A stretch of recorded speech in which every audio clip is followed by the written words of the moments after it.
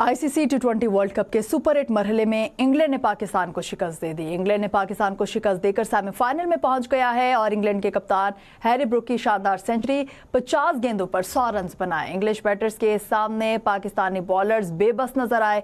कप्तान ब्रूक की 50 गेंदों पर शानदार सेंचुरी पाकिस्तान की जानिब से साहबजादा फरहान 63 रन बनाकर नुमाया रहे। पाकिस्तान की सेमीफाइनल में रसाई मजीद मुश्किल। पाकिस्तान अपना आखिरी मैच श्रीलंका के साथ खेलेगा।